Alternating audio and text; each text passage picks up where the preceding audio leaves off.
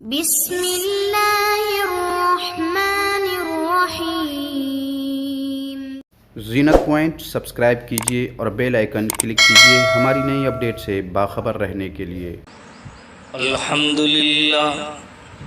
الحمدللہ وکفا وسلام علی عبادہ الذین اصطفى اما بعد فاعوذ باللہ من الشیطان الرجیم بسم اللہ الرحمن الرحیم۔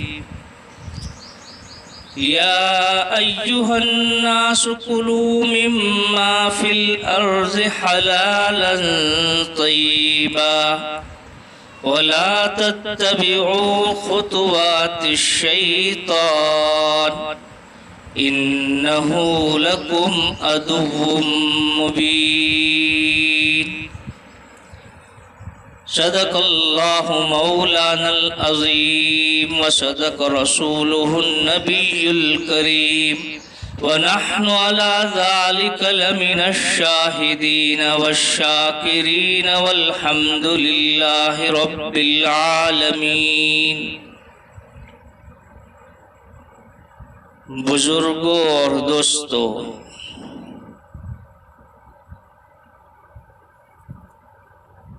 سورہ بقرہ کی ایک اور آیت نمبر 167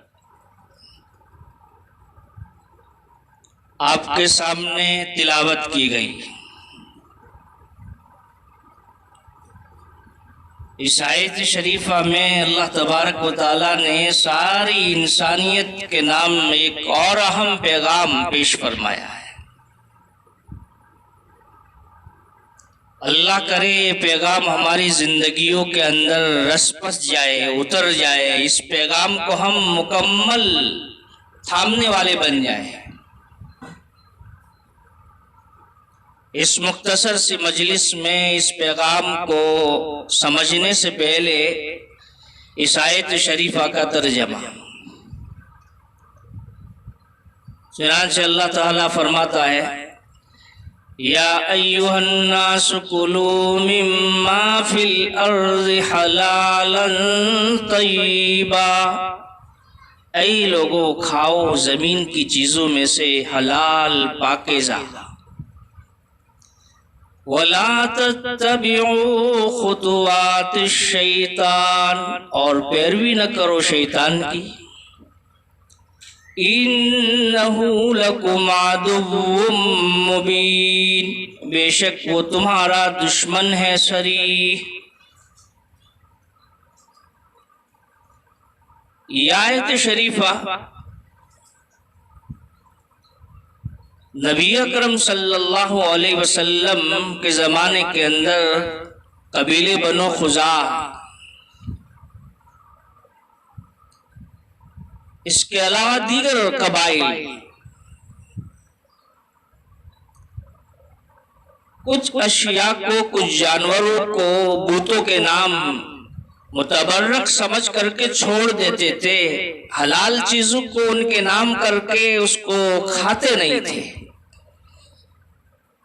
اس کی تفصیل سورہ مائدہ میں اور سورہ انعام کے اندر اللہ تعالیٰ نے بیان فرمائی ہے۔ تو ایک حلال چیز تھی، وہ اپنے زعم، اپنے خیال سے بتوں کے نام پر کر کے اس کو حرام سمجھتے تھے، اور اس کو بہت بڑا کام سمجھتے تھے کہ ہم نے بہت بڑا کام کیا۔ تو یہ بھی ایک طرح کا شرک ہے۔ ما قبل میں شرک کی مذمت بیان کی گئی، توحید کو بیان کیا مدلل، اور مشرکین جو اپنے معبودان باطلہ سے محبت کرتے ہیں، ان کی محبت کی بے بسی کا بھی بیان فرمایا تھا۔ تو اللہ تبارک و تعالیٰ ان کی اس غلط خیال کی تردید فرماتے ہیں کہ اللہ نے جس چیز کو حلال اور پاکیزہ، طیب یعنی پاکیزہ، خوشگوار، طبعی اعتبار سے بھی مرغوب ہے، اس کو استعمال کرو، اللہ نے حلال فرمایا ہے۔ تحریم و تحلیل کا اختیار تم کو نہیں ہے، اللہ کو ہے کہ کس چیز کو اللہ حلال فرماتا ہے، کس چیز کو حرام فرماتا ہے۔ ہم اپنے مزاج سے، اپنے خیال سے کسی حلال چیز کو حرام، کسی حرام چیز کو حلال نہیں کر سکتے، حتیٰ کہ نبی بھی نہیں کر سکتا۔ کتب حدیث میں تفصیلی واقعہ آتا ہے کہ ایک مرتبہ نبی اکرم صلی اللہ علیہ وسلم نے قسم کھا کر کے شہد کو اپنے اوپر حرام کیا تھا ازواج کی دلجوئی کے لیے۔ اللہ کی طرف سے فوری طور پر تادیب آئی، لِمَ تُحَرِّمُ مَا أَحَلَّ اللَّهُ لَكَ، کہ اے نبی جی، جس چیز کو اللہ نے حلال فرمایا ہے اس کو آپ حرام کیوں کرتے ہیں؟ تو جب نبی کو یہ اختیار نہیں تو عام بندوں کو کیسے اختیار ہو سکتا ہے؟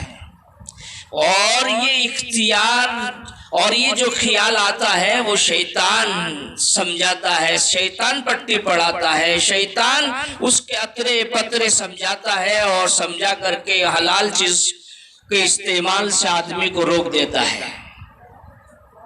اسی کو کہا کہ وَلَا تَتَّبِعُوا خُطُوَاتِ الشَّيْطَانِ، صرف حلت و تحریم ہی کے اندر شیطان کی پیروی سے منع نہیں کیا گیا، بلکہ تمام ایسی چیزیں جو غلط ہیں ان تمام چیزوں کے اندر شیطان کی پیروی سے منع کیا گیا۔ تو عزیزو، اللہ تعالیٰ کی طرف سے جو حلال چیزیں ہیں اس کا استعمال بہت ضروری ہے، اور حرام چیزیں ہیں یا اپنے خیال سے ہم حرام کر رہے ہیں وہ غلط چیزیں ہیں۔ اپنے خیال سے حرام کرنے سے کوئی چیز حرام نہیں ہوتی ہے، جو حرام ہے اس حرام کو تو ترک کرنا ہی ہے۔ آج امت مسلمہ کو اللہ تبارک و تعالی عقل طیب نصیب فرمائے، حلال مال نصیب فرمائے۔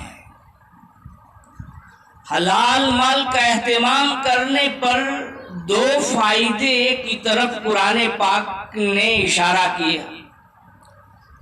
ایک تو اشارہ اس آیت سے نکلتا ہے کہ عقل طیب اور حلال پاکیزہ کا استعمال کرو گے تو شیطان کا داؤ تم پر نہیں چلے گا، گناہ تمہاری زندگی سے ختم ہو جائیں گے، تمہاری زندگی کے اندر گناہ نہیں ہوں گے۔ آج ہم سے جو اللہ کی نافرمانی ہوتی ہے نا، اس کے اسباب میں سے من جملہ ایک سبب یہ ہے کہ ہم نے حلال طیب پاکیزہ رزق کا اہتمام نہیں کیا۔ یقیناً یاد رکھو، جب بھی لقمہ پیٹ کے اندر جائے گا حرام لقمہ تو اس کے اثرات برے ہوں گے، گناہ اس سے صادر ہوں گے، نیک اعمال کے اندر جی نہیں چاہے گا، طاعت میں دل نہیں لگے گا، خشوع نہیں آئے گی۔ آج ہم شکوہ کرتے ہیں کہ نماز میں خشوع نہیں، نماز میں ذہن بھٹک جاتا ہے، تلاوت کلام پاک کرنے میں لطف و مزہ نہیں آتا۔ اے اللہ کے بندے اور اللہ کی بندی، جب تو نے پیٹ کو حرام سے پیک کیا ہوا ہے تو قرآن پاک کی تلاوت میں کیسے لطف آئے گا؟ اور دوسرا اثر جو دوسری آیت میں ذکر فرمایا ہے، انبیاء کو مخاطب بنا کر کے کہا گیا، یا ایھا الرسول کلوا من طیبات، کہ اے رسولو طیبات کا استعمال کرو، پاکیزہ حلال کھانے کا اہتمام کرو۔ اور اس کے بعد آگے فرمایا وَاعْمَلُوا صَالِحًا، نیک اعمال بجا لاؤ۔ اس سے معلوم ہوا کہ جو بندہ یا جو بندی جتنا اہتمام عقل طیب کا کرے گی، اللہ تبارک و تعالیٰ اس کو نیک اعمال کی توفیق دیں گے، اس نیک اعمال کے اندر اس کو لذت اور فرحت نصیب ہوگی۔ تو کتنی بڑی چیز ہے دوستو، آج ہم عمل کرنے کے لیے لرز رہے ہیں، اعمال صالحہ کرنے کے لیے ہم اللہ تعالیٰ سے توفیق طلب کر رہے ہیں، تڑپ رہے ہیں، اگر کرتے ہیں تو لطف نہیں ملتا ہے، اور یا تو پھر ہم سے اعمال صالحہ ہوتے ہی نہیں ہے، ہماری زندگی اور گناہوں کے اندر ملوث ہوتی چلی جا رہی ہے، ملوث ہوتی چلی جا رہی ہے۔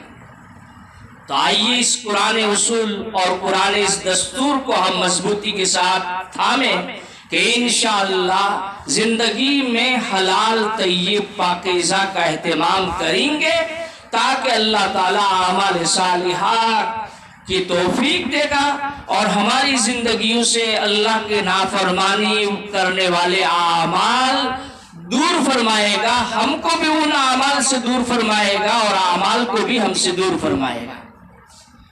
اسی لیے سہل ابن عبداللہ رحمت اللہ علیہ فرماتے ہیں کہ نجات تین چیزوں کے اندر منحصر ہے، نجات تین چیزوں کے اندر منحصر ہے۔ نمبر ایک، عقل حلال، حلال کھانا، حلال پاکیزہ کھانا۔ یاد رکھو اسلامی نقطۂ نظر سے عقل حلال کی بڑی اہمیت ہے، آج ہم نے اس کو بھلا دیا ہے۔ ایک اور حدیث مجھے واقعہ یاد آ گیا، حضرت سعد بن وقاص رضی اللہ تعالیٰ عنہ فرماتے ہیں کہ میں نے سرکار کی خدمت میں آ کر کے کہا کہ اللہ کے حبیب میرے لیے آپ دعا فرما دیجئے کہ میں مستجاب الدعوات بن جاؤں۔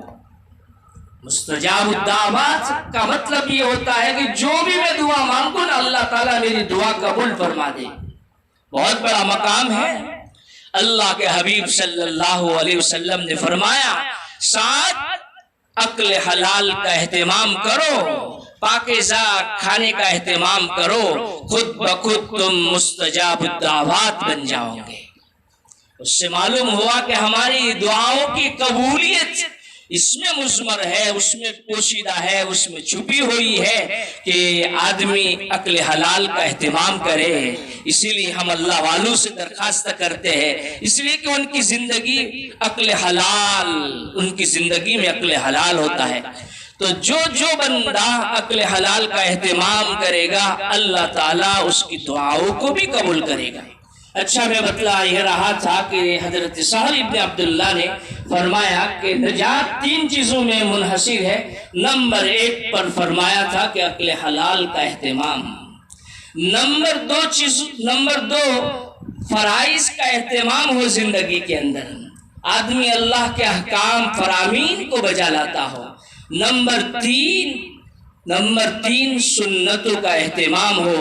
جس نے یہ تین کام کر لیے، عقل حلال کا اہتمام کیا، فرائض کا اہتمام کیا، سنتوں کی پیروی کی، تو حضرت سہل ابن عبداللہ فرماتے ہیں کہ اس بندے کے لیے نجات ہو گئی، اللہ تعالیٰ اس سے راضی ہو گیا، اللہ کل قیامت کے دن اس کو جنت میں داخلہ نصیب فرمائے گا۔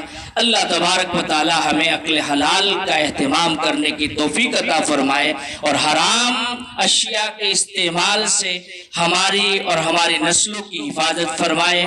وما علینا الا البلاغ۔